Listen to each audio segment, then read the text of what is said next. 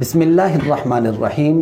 علم توقیت و رؤیت ہلال کورس میں ایک مرتبہ پھر ہم آپ کو خوش آمدید کہتے ہیں، اور آج ہم آپ کو بتائیں گے تعدیل الایام کے بارے میں۔ یہ تعدیل الایام کیا ہے، اور اسی کے ساتھ ملتی جلتی ایک اور چیز ہے، وہ ہے بلدی زوال۔ یہ کیا ہے، اس کے بارے میں آج ہم اس پر بات کریں گے۔ دیکھیں، ہماری جو زمین ہے، سورج اس کے گرد جو گردش کرتا ہے، تو کبھی ایسا ہوتا ہے کہ سورج زمین کے قریب ترین آ جاتا ہے، کبھی ایسا ہوتا ہے کہ سورج زمین سے بہت دور چلا جاتا ہے۔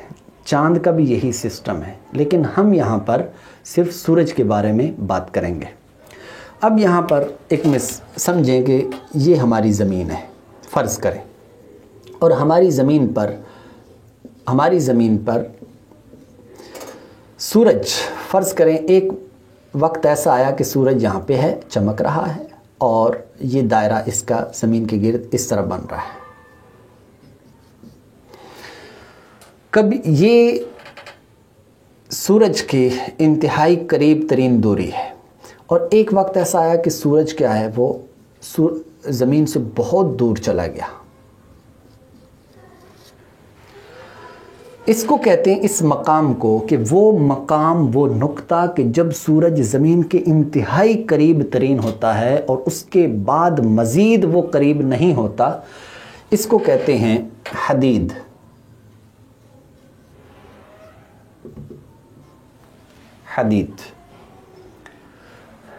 حدید کا مطلب ہوتا ہے نچائی، اترن۔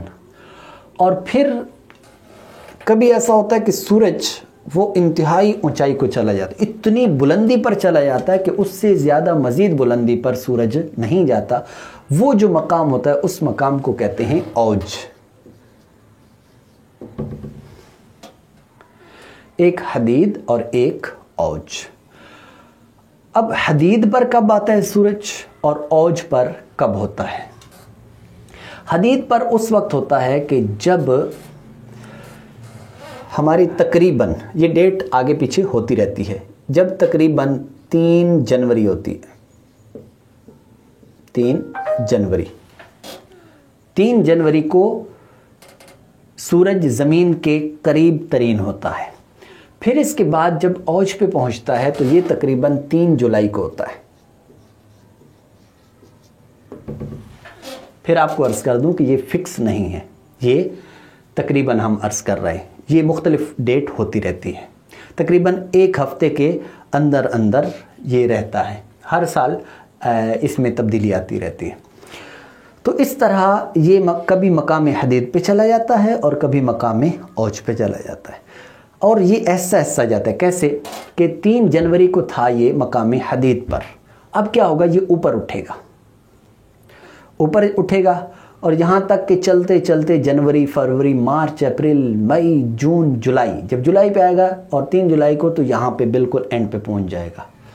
اور جب یہ اوپر جا رہا ہوگا تو انتہائی سست طریقے سے یہاں پر سست، مزید سست، اس طرح یہ سستی میں بھی اضافہ ہوتا جاتا ہے۔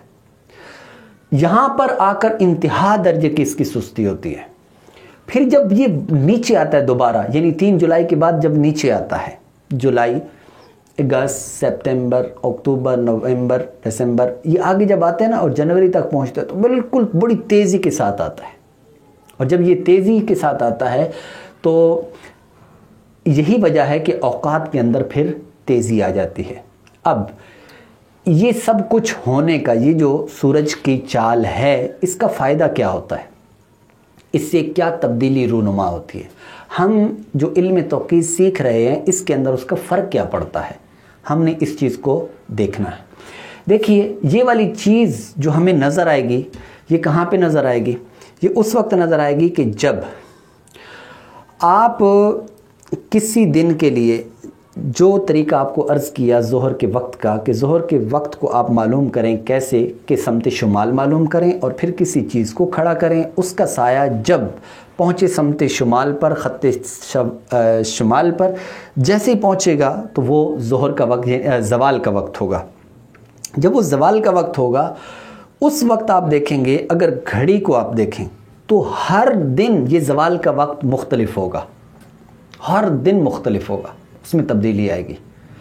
اب وہ تبدیلی کی وجہ کیا ہے، کس وجہ سے ایسا ہو رہا ہے؟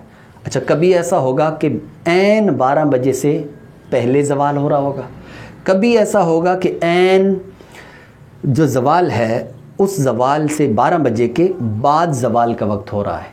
ایسا کیوں ہوتا ہے؟ ایسے ہونے کی جو ریزن ہے، وجہ ہے، وہ یہی چیز ہے، ایک حدید پر پہنچنا اور ایک اوج پر پہنچنا۔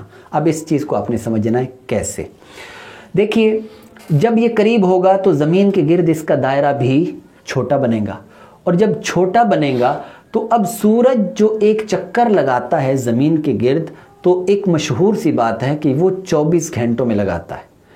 تو حالانکہ جب حدید پر ہوتا ہے تو 24 گھنٹے پورے نہیں ہوتے، بلکہ اس میں کیا ہوتا ہے کہ اس کا چکر جلدی مکمل ہو جاتا ہے، تو لہٰذا 24 گھنٹوں سے بھی کچھ منٹ پہلے یہ اپنا چکر مکمل کر لیتا ہے۔ یہی وجہ ہے کہ جو زوال ہوگا، زوال عین 12 بجے نہیں ہوگا بلکہ 12 بجے سے پہلے ہوگا، 11 بج کر کچھ منٹ، کبھی 50 منٹ ہوں گے، کبھی 47 منٹ ہوں گے، کبھی 56 منٹ ہوں گے، اس طرح۔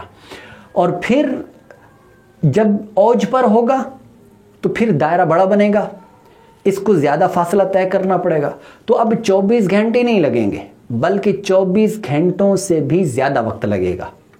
تو جس کی وجہ سے جب زوال کا وقت آئے گا، یعنی 12 بجے کا وقت آئے گا، تو 12 بجے کے بھی بعد کے اندر 12:10 ہو رہے ہیں، 12 منٹ ہو رہے ہیں، وغیرہ وغیرہ، وہاں اس وقت پر جا کر زوال کا وقت ہوگا۔